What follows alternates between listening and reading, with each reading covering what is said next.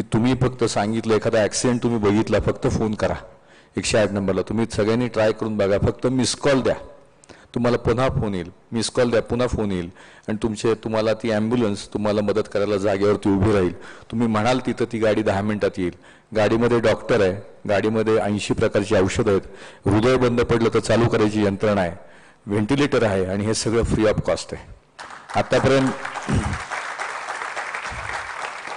मित्रांनो जग खूप मोठं आहे आणि जगामध्ये कामाच्या प्रचंड संधी आहेत. फक्त संधी कोणाला आहेत?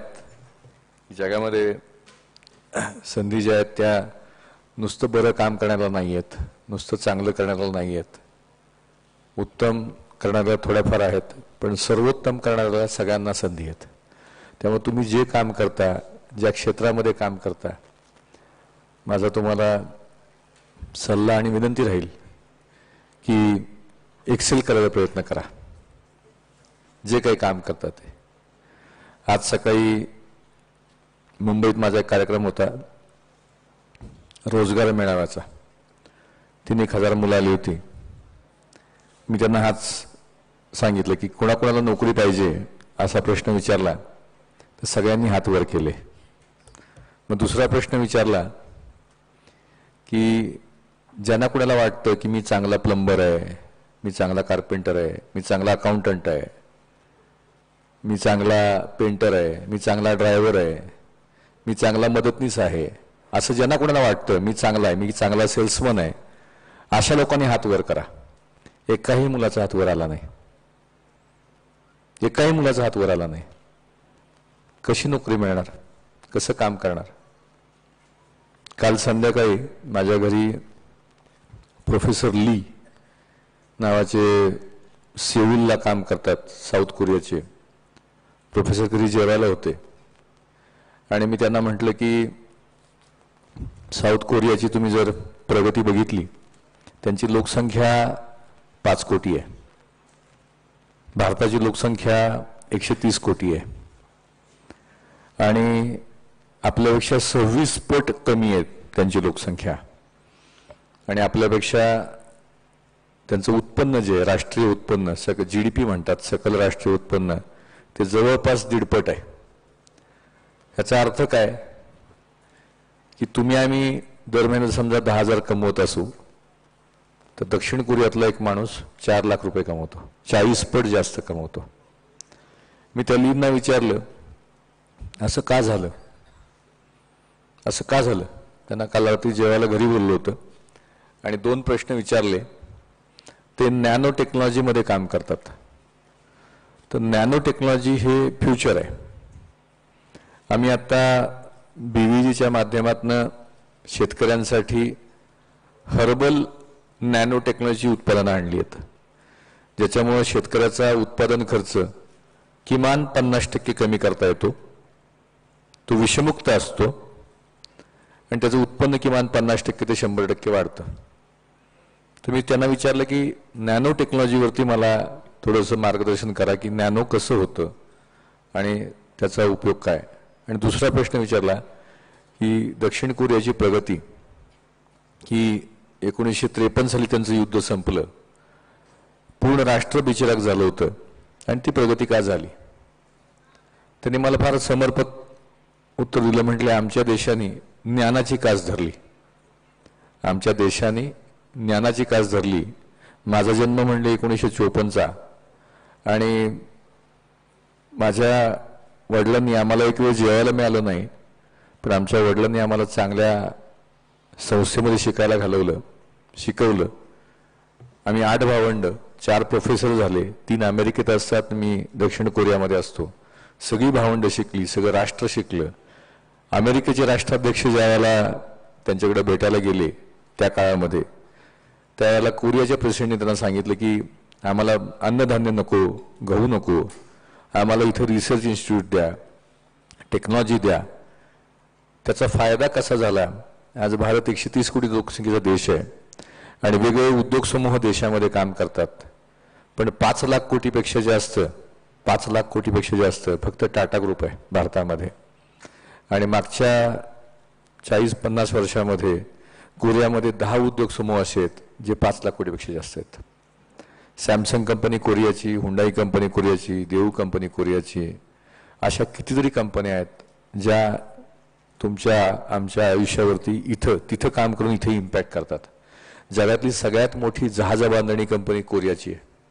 त्यांच्याकडे लोखंडाचा एक तुकडा तयार होत नाही, आयर्नवरची माईन नाही, सगळं वर बाहेर आणतात आणि जगातली सगळ्यात मोठी कंपनी तयार करतात. हे सगळं कसं शक्य आहे? भारत महासत्ता होणार आपण म्हणतो, कसा होणार महासत्ता? माझी तरुणाई जर नीट काम करत नसेल, स्वतःच्यावरती स्किल डेव्हलपमेंटला लक्ष देत नसेल, तर कसा महासत्ता होणार? तर माझी सगळ्या तरुण मित्रांना विनंती ही राहील की तुम्ही जे काम कराल ते उत्तम करायचा प्रयत्न करा. जे काम कराल, तुम्ही टायपिस्ट व्हा, तुम्ही पेंटर व्हा, इलेक्ट्रिकल व्हा, रोबोटिक इंजिनियर व्हा, पण तुमच्यासारखं कोणी असणार नाही ह्याची काळजी घ्या, त्या दृष्टीने काम करा. मी विवेकानंदांना फॉलो करतो 9वीत असल्यापासून. घरामध्ये आयुष्यातली 20 वर्ष 9 फूट बाय 11 फुटाच्या खोलीत काढली. 99 स्क्वेअर फुटाच्या घरात राहत होतो 20 वर्ष. सायकलचं सीट कवर तुटलं होतं, बदलायला पैसे नव्हते, रुपया नव्हता म्हणून चहा पित नव्हतो. 6वीत जाईपर्यंत घरात लाईट नव्हती, लाईट असल्या माणूस श्रीमंत वाटायचा. तेव्हा 9वीत असताना ठरवलं की स्वामी विवेकानंदांना आदर्श मानून आयुष्यात किती वेगळं काम करायचं. काय करायचं माहीत नव्हतं, काय व्हायचं माहीत नव्हतं. वडील आजारी पडायचे, त्यांना दवाखान्यात ससून हॉस्पिटलला, गव्हर्नमेंट हॉस्पिटलला घेऊन जायचो.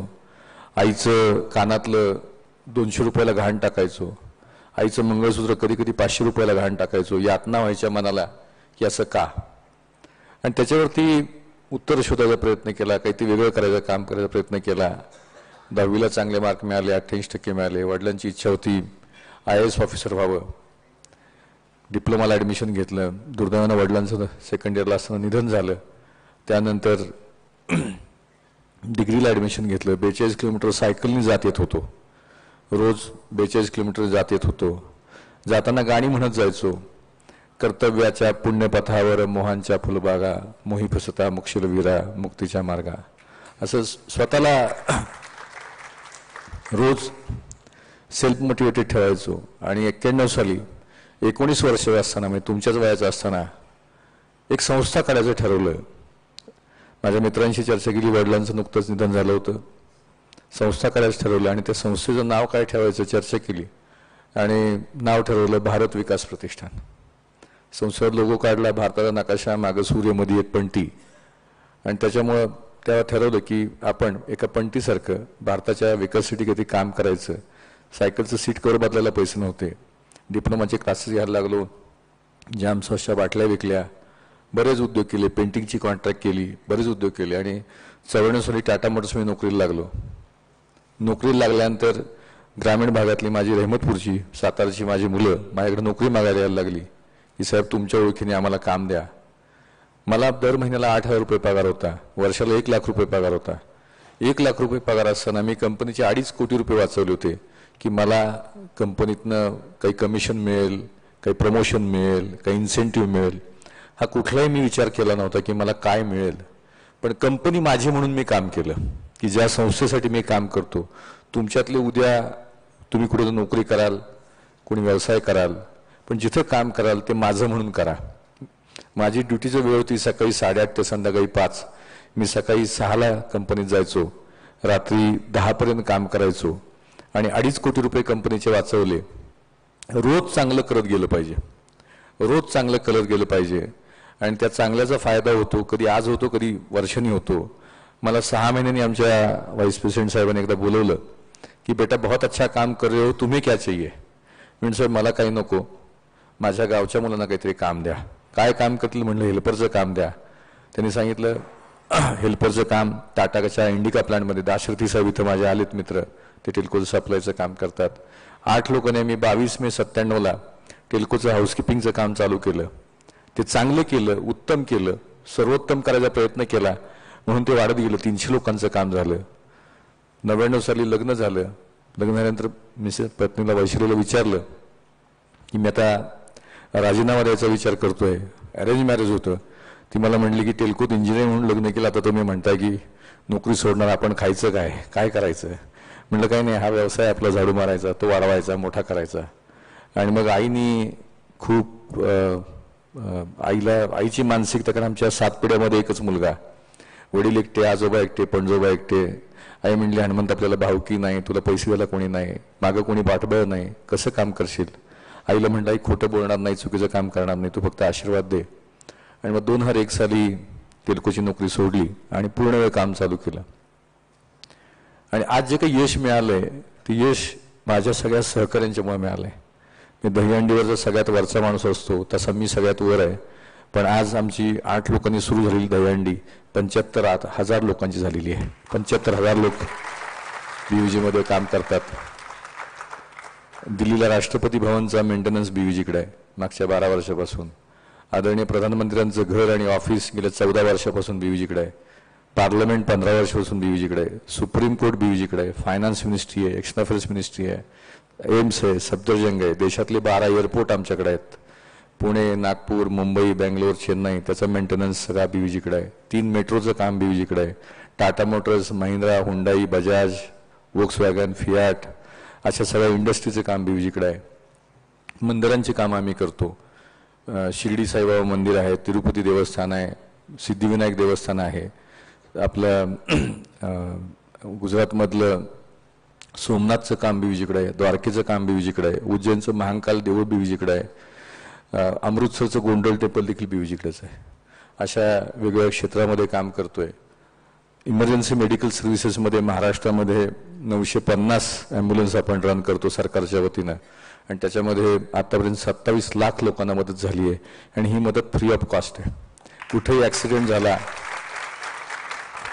तर तुम्ही 5 मिनिटामध्ये 10 मिनिटामध्ये ती गाडी तुमच्याकडे पोहोचते.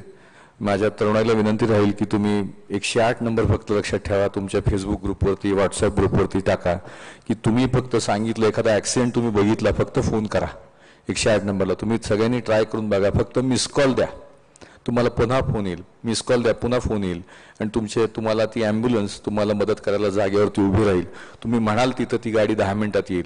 गाडीमध्ये डॉक्टर आहे, गाडीमध्ये 80 प्रकारची औषधं आहेत, हृदय बंद पडलं तर चालू करायची यंत्रणा आहे, व्हेंटिलेटर आहे. आणि हे सगळं फ्री ऑफ कॉस्ट आहे. आतापर्यंत 27 लाख लोकांना मदत झाली आहे. त्यातले 5 लाख लोकांचा जीव ते गोल्डन आवरमध्ये होता. तो जर गाडी पोचली नसती तर कदाचित ते देवाघरी गेले असते. अशा पद्धतीनं काम करतोय. 27,000 बाळं आत्तापर्यंत ॲम्ब्युलन्समध्ये जन्माला आली आहेत. आणि जे करतो ते उत्तम करायचा प्रयत्न करतो, त्यामुळे काम वाढतं. मग दिल्लीचं काम मिळालं. दिल्लीमध्ये आता 265 ॲम्ब्युलन्स आहेत. आंध्र प्रदेशमध्ये 520 आहेत. मध्य प्रदेशमध्ये इमर्जन्सी पोलीस सर्व्हिसचं काम करतो, त्याच्यामध्ये 1000 गाड्या बीव्हीजीच्या आहेत. तिथं चेन स्नॅचिंग झालं, मारामारी झाली, 10 मिनिटामध्ये गाडी जागेवर येते आणि मदत करते. अशा प्रकारचं काम मध्य प्रदेशमध्ये करतोय.